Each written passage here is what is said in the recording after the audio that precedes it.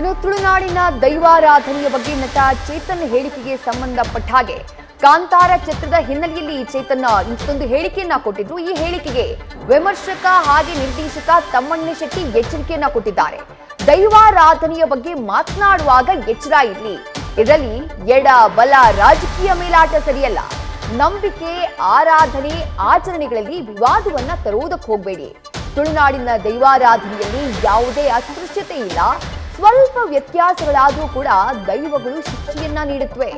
ಯಾವ ರೂಪದಲ್ಲಿ ಬಂದು ಶಿಕ್ಷೆ ನೀಡುತ್ತೋ ಗೊತ್ತಾಗೋದಿಲ್ಲ. ಎಚ್ಚರ ಇರಲಿ ಅಂತ ಹೇಳಿ ನಟ ಚೇತನ್ಗೆ ನಿರ್ದೇಶಕ ವಿಮರ್ಶಕ ತಮ್ಮಣ್ಣ ಶೆಟ್ಟಿ ಎಚ್ಚರಿಕೆಯನ್ನ ಕೊಟ್ಟಿದ್ದಾರೆ.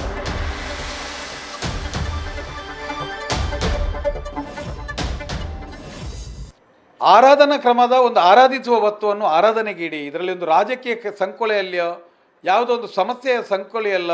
ಇವ್ರ ಮನೆ ಹತ್ರ ಬರೀ ನಾಟಿ ಕೋಳಿ ಸಾಕಿ ವರ್ಷಕ್ಕೆ 6 ಲಕ್ಷ ರೂಪಾಯಿ ಸಂಪಾದನೆ ಮಾಡ್ತಿದ್ದಾರೆ. ನೀವು ಕಲಿಬೇಕಾ ಇವರಿಂದ? ಫ್ರೀಡಮ್ ಆ್ಯಪ್ ಅನ್ನ ಈಗಲೇ ಡೌನ್ಲೋಡ್ ಮಾಡಿ. ಮುಗಿಯುವುದು ಬೇಡ.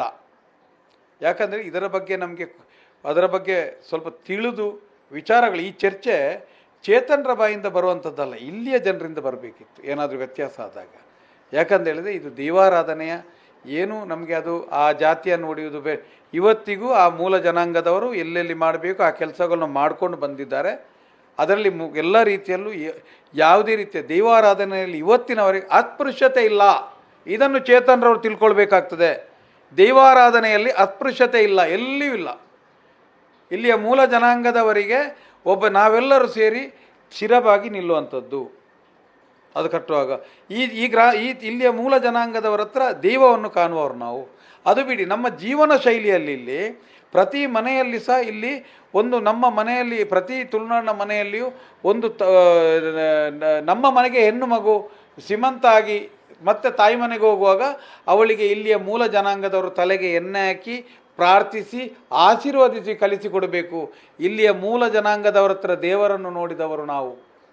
ಇಲ್ಲಿ ಅನೇಕ ಕಡೆಗಳಲ್ಲಿ ನೋಡಿ ನೀವು, ಮುಂಚೆ ಈಗೆಲ್ಲ ಬೇರೆ ಬೇರೆ ರೀತಿಯ ಪೂಜೆಗಳು ಆರಂಭವಾಗಿದೆ. ಮುಂಚೆ ಮಗುವಿಗೆ ಜೀವನ್ಮರಣ ಹೋರಾಟ ಏನಾದರೂ ಆಗಿದ್ರೆ ಅವರ ಕೈಯಲ್ಲಿ ಕೊಟ್ಟು ಅವರು ಇದಕ್ಕೊಂದು ನಾಮ ಹಾಕಿ ನಮಗೆ ಕೊಟ್ಟರೆ ಆಯುಷ್ಯ ವೃದ್ಧಿಯಾದ ಇತಿಹಾಸ ಇದೆ.